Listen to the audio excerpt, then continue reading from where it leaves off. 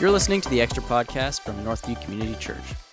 Today, we're talking with Nancy Steiger from Apologetics Canada about the importance of apologetics and how that plays a role in how we reach our neighbors with the gospel.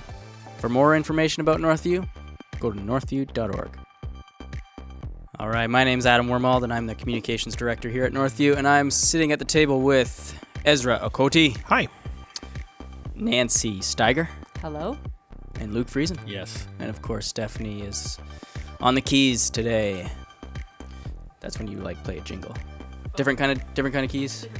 You know, it's like the radio DJs that all are ready for those sound things. The sound bites, yeah. We got to incorporate that live, just like the. Ba-da-ba-bum. Yeah, exactly. Something like that. Yeah. So Stephanie, wasn't that the McDonald's theme song, Nancy? Yeah. It could be. I haven't been there in a while. Thank goodness. So it's not officially a snow day, but we've had some crazy weather in the last few days. Anyone have some harrowing stories? I nearly slipped on my driveway in the same spot twice. Once last night and once this morning. Amazing. Wow. But I didn't fall. Thank Neither goodness. times. Andy, just so everyone knows, Nancy, you are married to Andy Steiger. That's correct. Can you just tell us what your role is? Yes. Why are you in this office? I am in this office because Apologetics Canada is in this office, and I am the executive assistant. So I work with Andy, and I work actually with a lot of the Northview staff. So to go even further than that, Andy sort of has two roles here, Yes. right? He's on staff at Northview as the young adults pastor, so he wears two hats, and so he's the young adults pastor, and then he's also the president of Apologetics Canada. I don't know what I was going to try and say, but yes, that's right. All right. We're going to talk more about that in a little bit. Cool. Anyone else? I have a snow story. Okay. I picked up my wife, Danae, from the airport, Vancouver, on Sunday night. And so driving there, you got to see 8, 7 cars in the ditch on the way there. And on the way back, we saw probably more cars in the ditch. And we picked up this one lady who was just stranded in her vehicle. It was the second time, as she was driving from Vancouver back to Abbotsford, the second time she was in the ditch that night. What? Yeah. She was going 80 the first time. She's like, oh, I can't go 80. It's too fast. And then she goes 40 and still lands up in a ditch. Oh, my word. And so she's pretty shook up. And then so we picked her up, dropped her off, sent her on her way. Wow. That was crazy, though. Was the car done the second time in the No, it was ditch? just stuck. It was just in a snowbank. It looked fine. But there's so many cars. And then there's just cops everywhere. At one point, the cop came, made sure we were okay, and then drove the other way on the highway against traffic. Wow. Cops could do whatever they want. That's when it all started. When the cops do what they want? That's downhill. That too. I have snow stories. So Ezra, do you have any? No, I don't. Do you go in the snow, Ezra? Why would I? I have one great story. No one caught that? I said snow stories. Get it? Snow story. Anyway, I have snow stories. And then I asked if Ezra had any. Come on, guys. I got what you said. Yes. And Ezra just didn't even give it time. He's like, just shaking his head. No. Okay, I have one great story, but it's from years ago. When I first got my license, I was 16, driving a really beat up Toyota Corolla on the Abbey Mission Highway at midnight. It's coming down. It's snowing real hard. Don't have winter tires.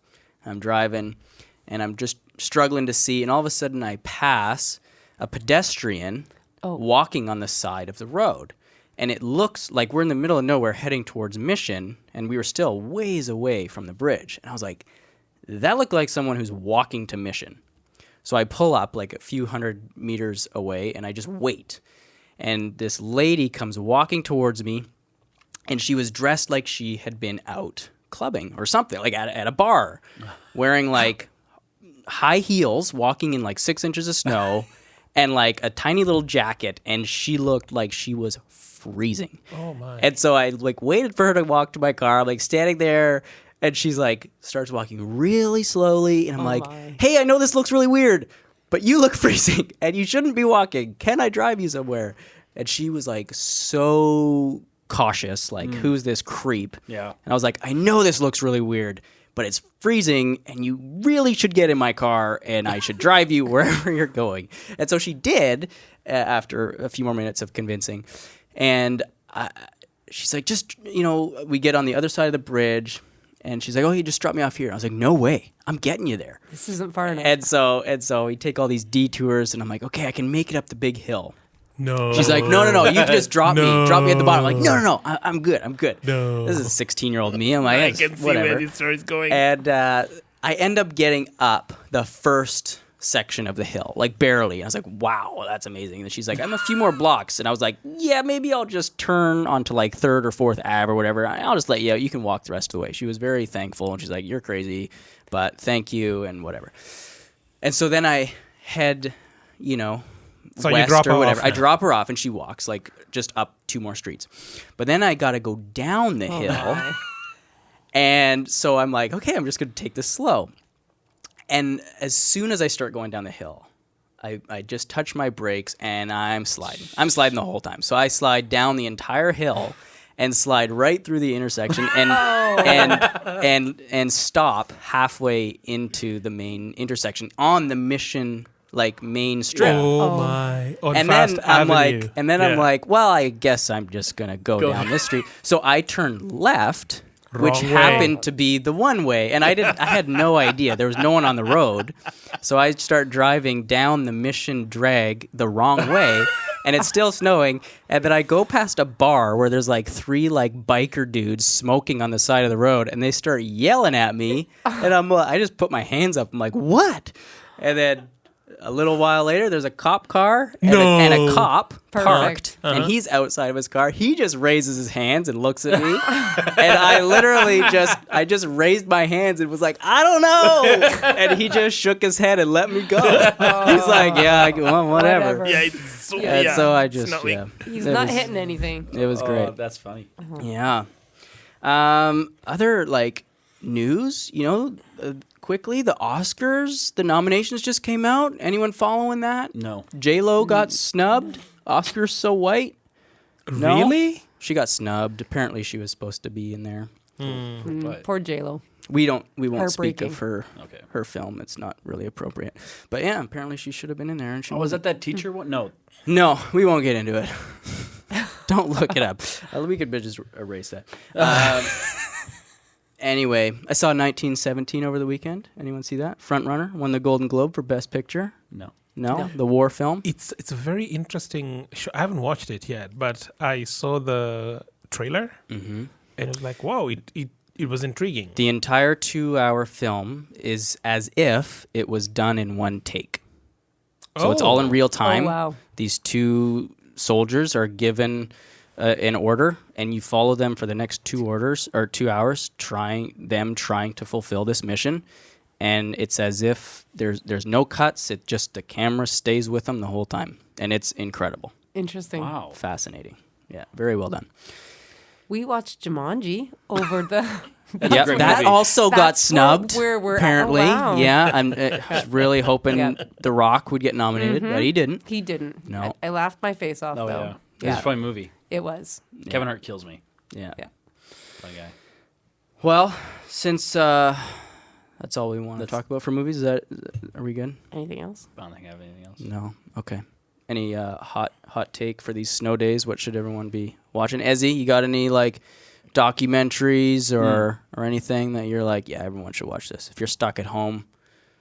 I actually referenced a series, a documentary series on Netflix in my sermon, but I don't know if this is something that people will enjoy per se. There's a series called Captive on Netflix, and it's a story about. I mean, it's a series of stories about different people who travel to different countries and then they're abducted Yikes. for Sounds ransom. terrifying. For ransom, and then it's just a story of how their rescue worked, or in some cases, others it didn't work out, and things like that.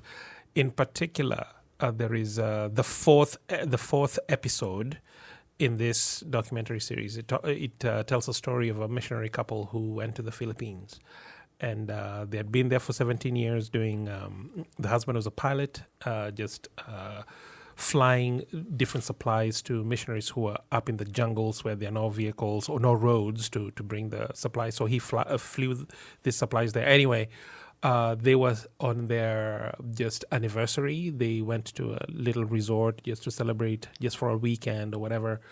And while they were there, they were abducted. And then it just tells the story of over a year of just trekking in the forest, in the jungle with these rebels and what they needed and all that. The husband ends up being killed while in the forest during the rescue mission. This is a year of hiking. This lady then writes a book about this whole experience. She's a Christian woman, like a phenomenal story of just Christian faithfulness in the midst of very, very difficult and trying circumstances. So I don't know if there's something that people would enjoy binging on, or it's not a binge thing, but it's more like wow, what an inspiring story. Not saying that the entire series is Christian. It just so happened that the 4th episode told a story about this lady in 2001 and her husband who abducted. Well, we only endorse films like Fireproof on this podcast. So, we're not saying go watch it, but if you do, episode 4. Episode 4 would be interesting. That'd be an interesting story. I think anything that comes on Netflix is really watcher beware these days. Yeah. Just saying. Well, maybe Leland Clausen will get a film on there soon. He's just releasing his latest We can one. get Yes. PureFlix. He just started one. Yeah. So hopefully that'll be coming to a That's screen exciting. near you. Well, I'll probably just pirate it. Support local. I actually, just to be clear, I actually pay for lots of movies on iTunes. So there you go. So today, Nancy, why don't we start off? This will be our little transition. Why don't you tell us a little bit about the Apologetics Canada Conference, give us the details, when is it, and then just jump into why. Why do you guys do this conference? Absolutely. It's coming up in actually under 2 months. It's on March 6th and 7th. That's a Friday and a Saturday day. And it's our 10th annual conference. Actually, we've been doing this now for 10 years. Super exciting and also crazy to think that it's been going on for 10 years. This year, our theme is Back to the Future. So we're looking at what are the types of things that the church needs to be thinking about, that Christians should be thinking about in regards to this next decade and how we need to engage culture, right? What sorts of things is culture going to be dealing with that Christians should actually be wrestling through? And so how can we help start those discussions? How can we start engaging our minds and be thinking ahead so that we can continue to engage culture and where things are going at? So that's kind of actually the theme of the conference has been every year, has been how do we equip ourselves to engage with people and where they're at and the things that they're either that's happening in their school, in their academics, or that's happening in culture at large, and how can we continue to present the gospel in a way that engages with where people are at. So, yeah. Are there any big names or keynote speakers that people would need to be aware of? Andy Steiger. Yes. And he's speaking on Friday. Sam Alberry is coming, and he's speaking on singleness. And then Daryl Bach will be coming. He was supposed to be here last year. Really? Bach is coming? He is coming. He had some unfortunate Nice. health issues that he had to cancel last minute last year. But he was gracious enough to say, I will be there for 2020. So he will be coming again, and he will be presenting on Saturday. So, Sam yeah, Alberni, those are he wrote the book, Is God Anti-Gay? Right? Sam Alberni? Sam Alberry did, yes. Okay. Yeah. And Daryl Bach is a New Testament scholar. So he'll be addressing, issues or looking at scripture, at New Testament, and thinking about what things, potentially does he see in the horizon, that challenges that may come, and just equipping us to be able to read our scriptures and to understand and to know them. So, yeah. So recently we talked to the pastors about the ETS conference that they went, Evangelical Theological Society conference they went to in San Diego, and Freddie was telling us about, they were all telling us about how it's not your typical conference, it's just a bunch of scholars reading papers some breakout sessions, Yeah. but it's not the most like rah exciting kind of conference. What kind of conference? So for people who haven't been there, what kind of conference is it? Is it a reading paper kind of conference, or paint us a picture? Very good question. Very good question. One of the things that we seek to do is to actually be engaging, and we try. And sometimes the speakers we bring, sometimes they're not as recognizable, but we try and make sure that they're people that are good communicators. But one of the things that we're changing this year is most all of the keynote presentations will actually be more of a discussion / interview. So Steve, Andy, and Terry are actually going to be interviewing our keynote speakers on the stage. And we have something actually really unique, which will probably appeal to more, perhaps a younger audience. But we have a gentleman named Scribe. That's his stage name. Apparently he has 3 other names, but we'll just use the name Scribe. He's going to be coming out and he's going to be talking about the art of communication.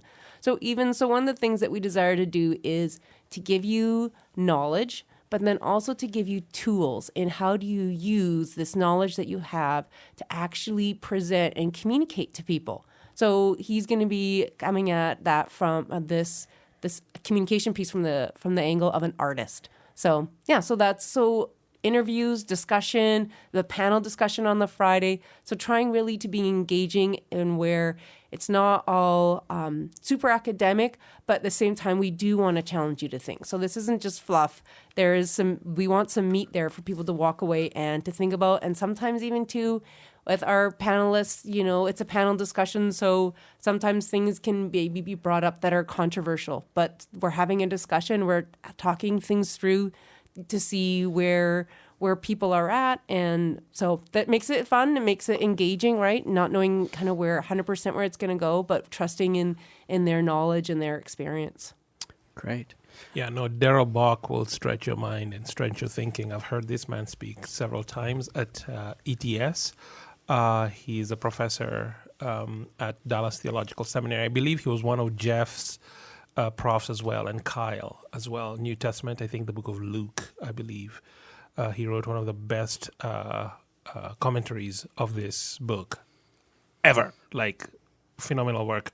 So I think if you come and listen to Bach as well, like he'll be accessible, but he'll also be very deep. So I think you'll enjoy it.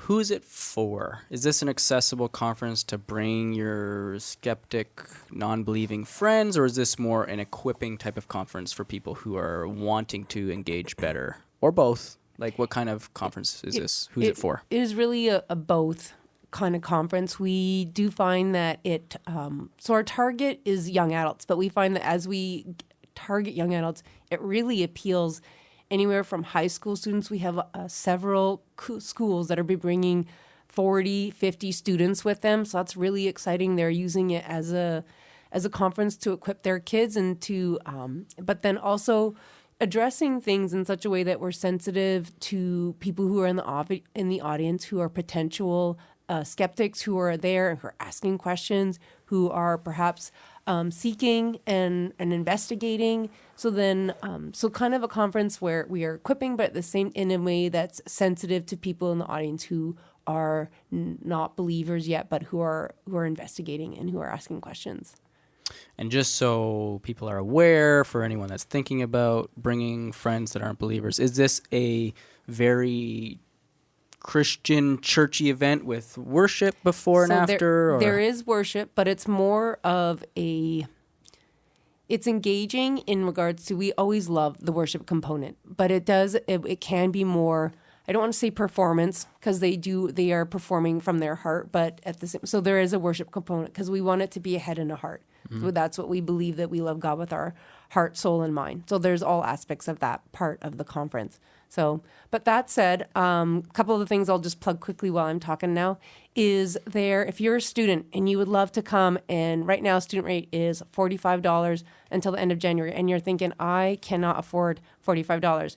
If you go to the registration section on apologeticscanadaconference.com, there is something called the Julian High School Scholarship or Student Scholarship. You can apply there, and we can get you in for as little as $5. So if money is an issue, money should never be an issue. And if you aren't a student and you would love to come, or you would love to bring someone, and maybe you can only afford one registration, just email me at nancy@apologeticscanada.com, and I will hook you up, because we never want money to be an issue. We want this conference to be accessible for all people. It's awesome. Yeah. And before we move on from that, I also just want to plug the Apologetics Canada podcast, which you guys do. Is that recorded in this room as well? It is recorded in this exact room. And it's an awesome, awesome podcast. Anything you want to say about that? Absolutely. Andy just did, this was not recorded in this room. Andy just went and met up with Lee Strobel and did an interview or discussion together with him, talking about basically the theme of the conference, looking at what's happening in the church in the next decade.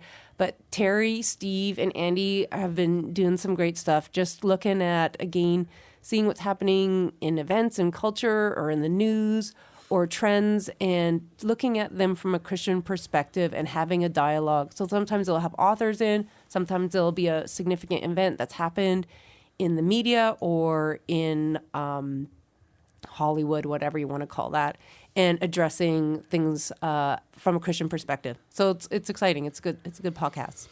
Only slightly biased. All right. So Apologetics Canada podcast, you can find that on the Apologetics Canada website, also iTunes and wherever else you get your podcasts, I'm assuming. Yeah, it's on Android devices as well. Sounds good. Now, I want to have a broader discussion with everyone here and get some pastoral thoughts on the importance of apologetics in general. How important is it for disciples of Jesus? Is it important for everyone? Should everyone be engaged in apologetics and in-depth study for kind of why the conference exists? And maybe, Ezra, you could just give us an overview. What is apologetics? Why is it important? And who is it for? Is it for everyone? What are average people? How are we supposed to engage with apologetics? I think a very basic and simple description of what apologetics is, or what it achieves, is that it demonstrates that the Christian faith is not devoid of reason. So we are not just believing blind. There are answers to difficult questions, and there are people who have sat down and thought through and wrestled with how do the scriptures address the either the physical challenges or the intellectual challenges that may be thrown against the Christian faith.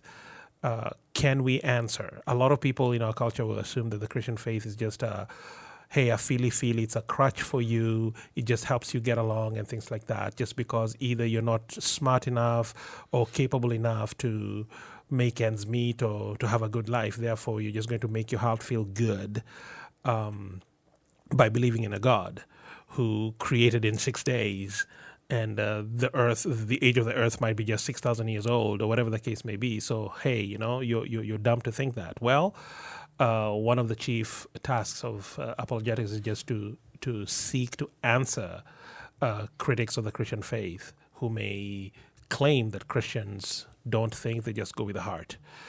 And I think, again, in our secular world here, there is this divide where there is what you believe in your heart and what makes you feel good, that's fine, but what is discussed in the marketplace needs to be factual. Well, the Christian faith is filled with a lot of fact and reason. Just because someone is ignorant of it doesn't mean that it doesn't exist and that it's not there. So I think the role of apologetics in the Christian church is huge and very much needed.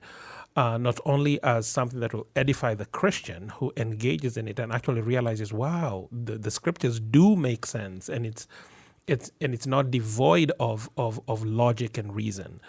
But it's also a challenge to people who are not of faith, and it might be something that a primer to draw them to investigate a little bit more. I thought the Christian faith is just faith thing and nothing more. Well, there is more to it than just a faith thing. There is actually factual reasons that very intelligent people believe in Jesus. He was a real person who lived in a real time, and he died, and he rose again, and he ascended in heaven. Right. You said something, Adam, about who's apologetics for, you know? And I think that we all there's different personality. We all have different personalities. When I think of Andy and myself, Andy's very logical and philosophical. I am not. I am very heart driven. And so when we started Apologetics Canada, it was a very natural step for Andy. It was not a natural step for me because I feel more with my heart and I move more with my heart than I do with my head. But at the same time, and so it took me a little longer, but I started to engaging more at like an introductory level. And what's beautiful is there are different resources for people at different levels within their personality, within where they're starting. But it really equipped me in my faith. Even though I'm more of a heart person, it encouraged my heart to know the talking about things like, does God exist, and seeing the evidence for God's existence, and seeing the evidence and talking about why am I here, more than just it makes me feel good or whatever, but actually thinking about it philosophically. And then also just as a mom, just because I'm wired by my heart more, that doesn't mean my kids are wired that way, or even the people that I interact with are wired that way. And so I remember frequently getting in discussions where people could tie me in a knot in like no time because I didn't have the skills to actually engage in conversations that were intelligent or beyond just the heart, right? And so it really gave me skills to talk about my faith with my kids and to talk about my faith with my friends and my neighbors. It was, and so sometimes it's hard because we're like, no, it's not really for me because that's not how I'm wired. Well, but it gives you skills to be able to engage in conversation with others about your faith. Yeah, and I think something we've been discussing a lot here, and the pastors say it all the time, is that Northview doesn't exist to do everything for you.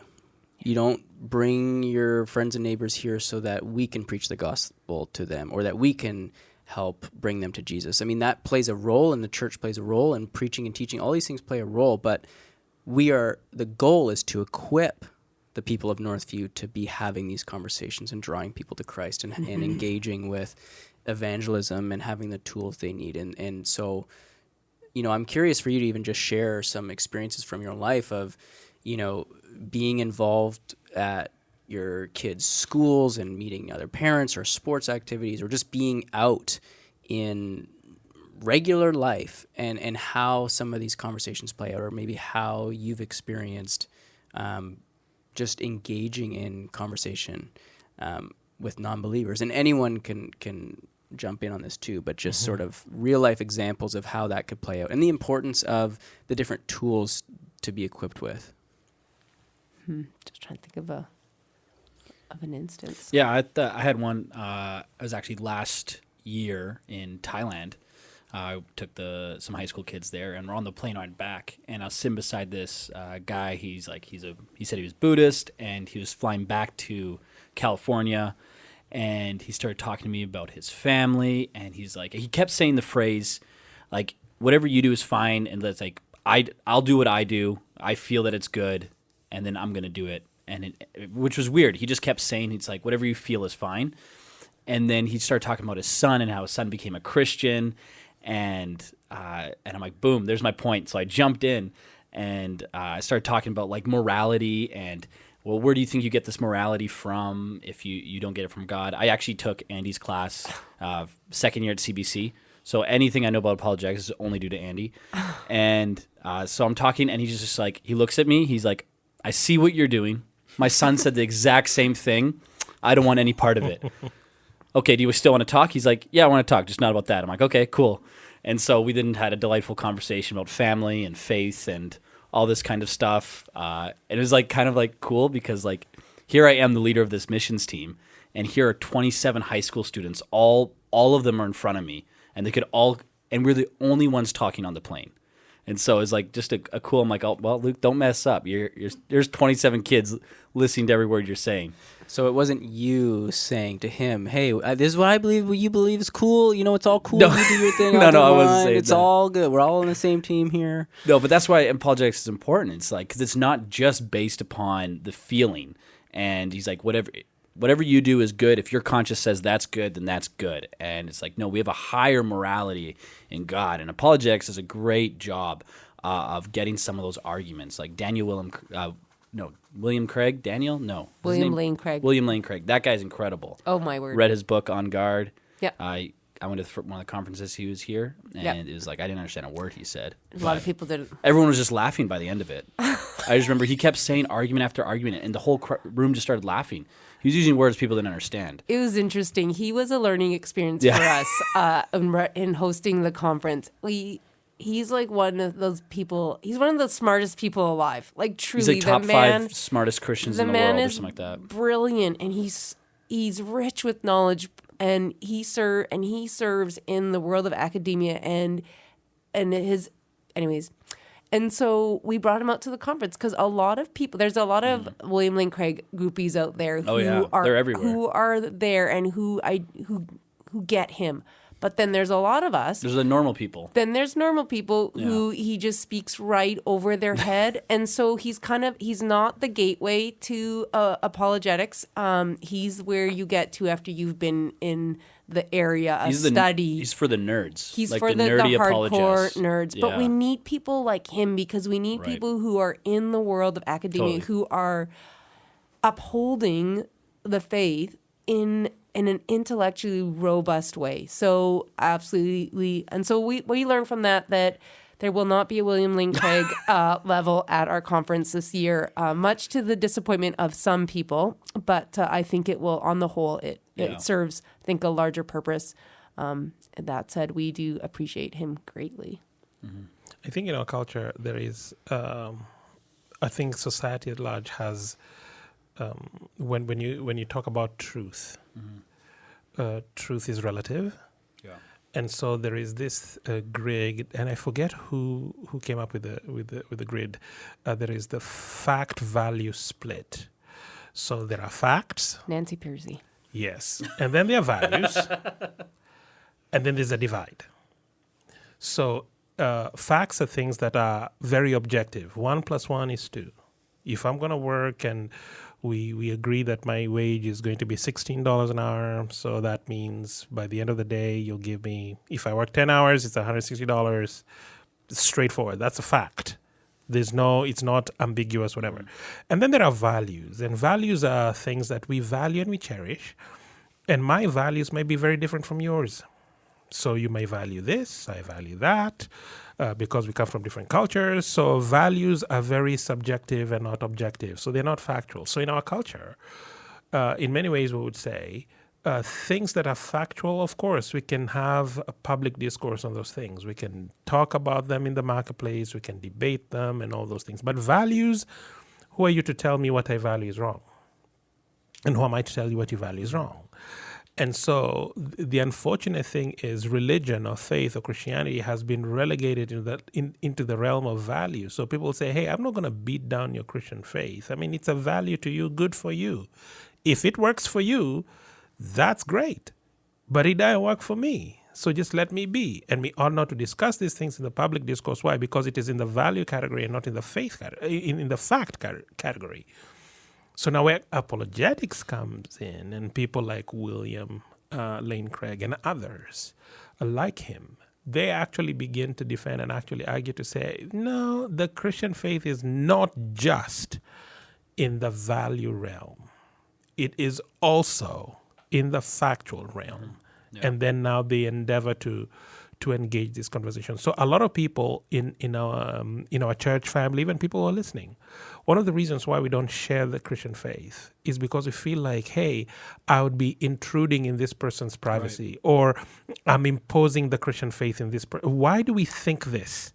And I think we think this way because we have actually bought into what the culture is telling us, that the Christian faith is in the value category, and therefore what is good for you and what you value doesn't not necessarily mean that you have to shove it or share it or impose it on somebody else. So it almost seems like when it comes to evangelism and engaging people with the gospel, we are kind of like either shy or embarrassed or even apologetic for it, where it's almost like I have to apologize to share the gospel with you. Right. Like I don't want really to offend you. Why do we think this way? Because the culture has taught you in very subtle ways that this is not a factual thing you're sharing. Right. It is a value thing that you're sharing, and you just hope against all hope that they will value the same thing as you do. Where apologetics really, really helps us to think differently and say, no, it is a value, yes, and Yeah. it's also factual.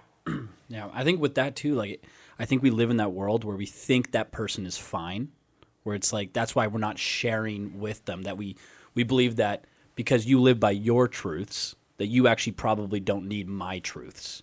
You're living your life fine. Until we see someone actually like broken in like the public square when someone says I'm not okay, would we be willing to be like, hey, I actually have something that actually is good for you and his name's Jesus? Where we're a little timid because we in our back of our minds, because we believe that truth that Ezra's talking about, that we think people are fine believing what they believe. But in reality, they're not. Do you think some of that timidity also goes away when we have a relationship with that person, right? Because then there's more discourse that happens, and then you're hearing more of what's going on in their life, and your timidity can go like Right. calms down, or because there's a relationship there, not just based on this evangelism piece, but there's actually a friendship there. And so you're talking about the things that you care about with the people that you have this relationship with. Actually depends. For some friends that I may have, that timidity will go away because I already have a relationship with this person. But then there are other friends who I'll have who now be concerned. If I open my mouth and tell them about Jesus, there ends the relationship. Yeah. And it's not just friends, but it could also be family members. Yeah. So we will meet and we'll have this unwritten or unspoken understanding. We will not talk politics or religion in our gatherings. Right. And we will get along just fine. But the moment you talk about politics or the moment you bring Jesus into the mix, I mean, you can talk about Allah. You can talk about Hinduism and Sikhism and all that. But the moment you bring Jesus' name to the table, all bets are off.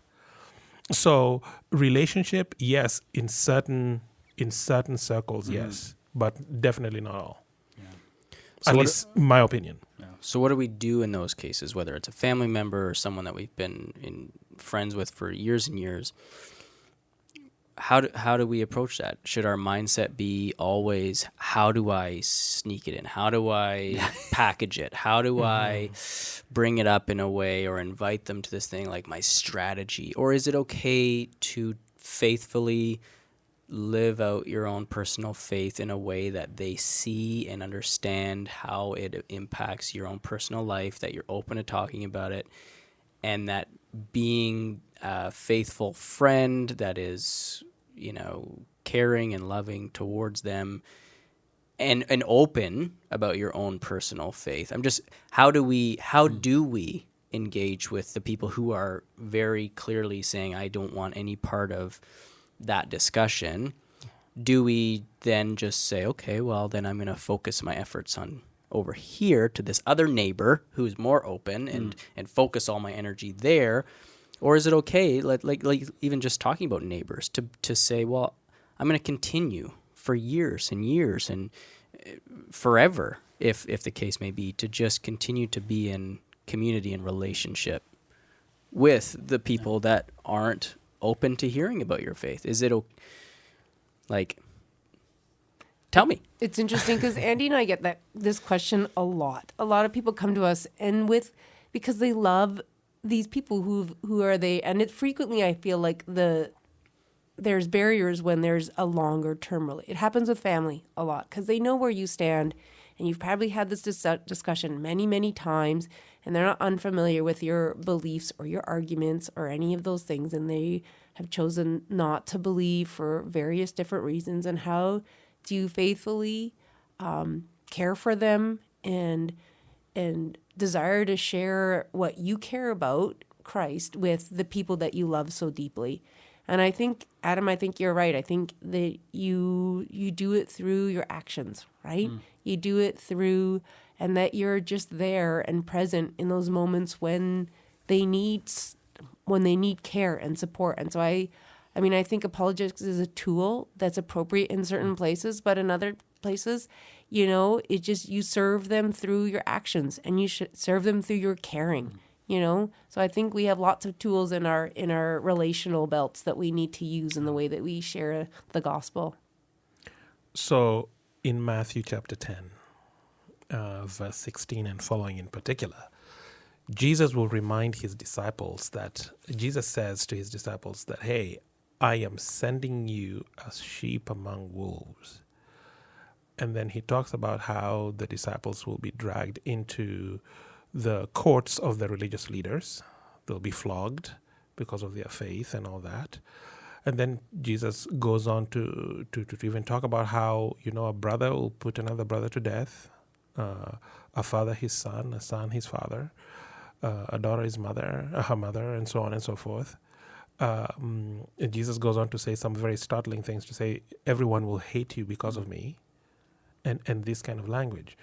So I think for us, as we go out and evangelize, of course, we want to be winsome, and you should be winsome. It is a Christian thing to be winsome when you're sharing Jesus. Never be arrogant or boisterous or shoving it in people's faces. No, you do your best to choose language that will be winsome and gentle and always seeking peace, even though the message you bear will be viewed as very combative and offensive.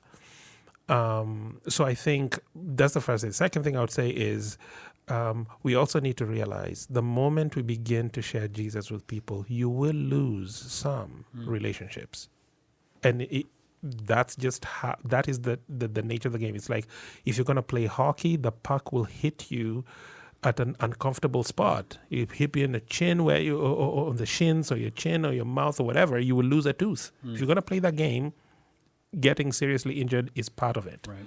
So the same thing. If you're going to share the gospel, which we are commanded to, then it is going to cost you something. You will lose relationships. Yeah. Now, it's not you losing relationship because you were very arrogant in how you're sharing the gospel, but people will take offense and will want nothing to do with you. So entering into those conversations, realizing that, yes, this is a huge potential, is big. And this means you might lose relationships with your children, with your parents, with your siblings, with your neighbors, with your best friend, with people you grew up with. This is very possible. As winsome as you may be. So we just have to get comfortable. Comfortable is the wrong word. Used to that. That's the reality that we walk into. And then the final thing I want to say here would be, man, we pray. Yeah. We pray and pray, and as long as the person is still breathing, and they may even want nothing to do with you, even if it means praying for them for decades. Oh, we pray and pray and pray that the Lord would soften this person's heart, that the Lord would send other servants to them to proclaim the same message that you are. Because again, regardless of what your faith persuasion may be, by that I mean whether you're Calvinist, Arminian, doesn't matter. Both camps will believe that the Spirit of God has to do a work in that individual for them to come to saving faith. So we pray, Lord, would you soften the hearts of these people that they may see the glorious nature of the gospel and come to saving faith. And this is something that we need to pray for relentlessly and consistently. Otherwise, these people are not going to come to faith, regardless of what gospel message Jeff preaches, what apologetic argument Andy Steiger puts before them, or William Lane Craig, or whoever. These people won't come to saving faith if the Spirit of God hasn't softened their hearts to embrace His message. So we pray a ton, but also realize you might lose some very dear friends in the process. I want to wrap our time up here. That was all great thoughts from everyone. But before we do, I just want to share one story that came to mind as we've been talking. And, you know, I'm a big lover of stories. It's one of the things, that's why I love movies so much, and podcasts of different varieties. just love stories. And one of the things that spurs me on the most in my faith is hearing testimonies and stories of other people and how God has worked in their life or through them or through their families. And so a few months back, East Abbotsford had a worship night.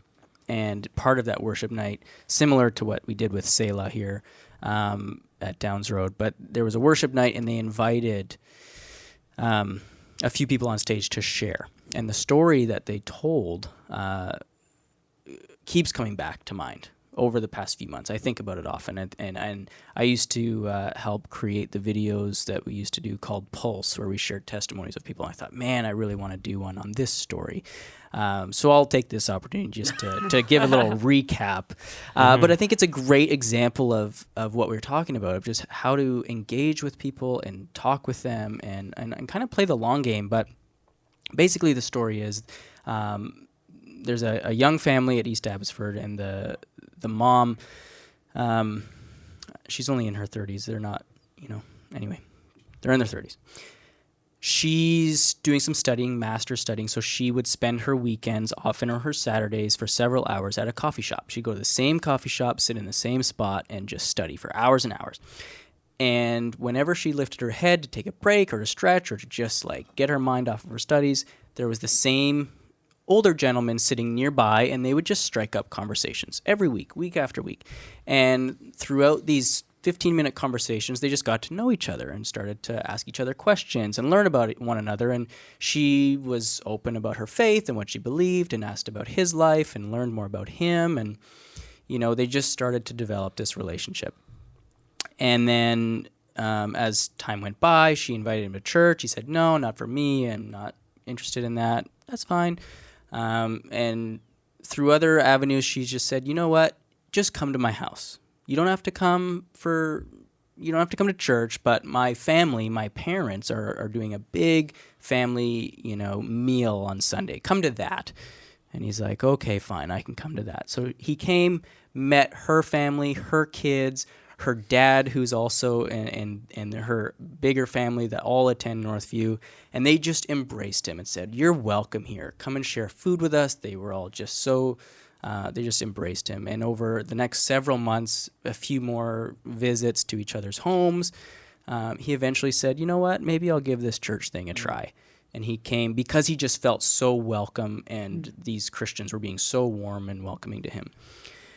And he came. And after a few times of coming and again feeling like, wow, these people at this church are just so welcoming and nice and friendly and want to talk to me, he gradually started to think about it, and he ended up giving his life to Jesus. That's and awesome. He was on stage at this worship night with Amanda, who's the two of them telling the story together. That's so and cool. There's these two people who've just become friends because they met at a coffee shop, and through just a year-long conversation, he's now part of our church. They're brothers and sisters. And he's getting now. plugged in. He's a part of a men's group, and he's part of an accountability group. All these things. It's like, wow, this is why we do it. It's not about a one conversation. You have one chance. You got to share the gospel. It's show care, show an interest in people's lives, spend the time to get to know them. And, anyway, I just thought that was a great illustration or great story, testimony to spur us on and encourage us. So actually on that, for those of you who are listening, if you have friends, I always say friends because I know people aren't going to, send their own personal stories of how they've won someone to Christ or whatever. If you do, great, send that to us. But, if you know people who have similar stories, we'd love to hear those. We'd love to be able to share more stories like that in various ways. So send us those, and hopefully we can encourage and inspire more people through the stories of what God is doing through the people of this church. So thank you. Any other last comments on this? Any go-to apologetics resources? We've mentioned the podcast for Apologetics Canada. Any hey, Apologetics 101, books. If there's one book you need to pick up or one blog you need to read. Pastor Ezra, Nancy? No, I think, given the fact that we are definitely highlighting the Apologetics Conference, I think the first place to be would be, hey, why don't you go to the Apologetics Canada Canada website? Because I'm sure you guys have a ton of resources on that site. There's some stuff there. And if you are interested in coming to the conference, we will be at the Downs campus this weekend, and we will be at East Abbey this weekend. And next weekend on January 26th, we will be at Mission Campus. So come talk to us there. We would love to talk to you where you're at. If you'd love to come to the conference, or you just need some thoughts on some different resources to either start your journey, if you're in the middle of your journey, or wherever you're at. All right. Come find And us. lastly, if you are curious about whether or not church is on, or events are canceled, or ministries are running or not, check the website for the snow report. We're keeping that updated also on social media. Anything else you need, go to northview.org.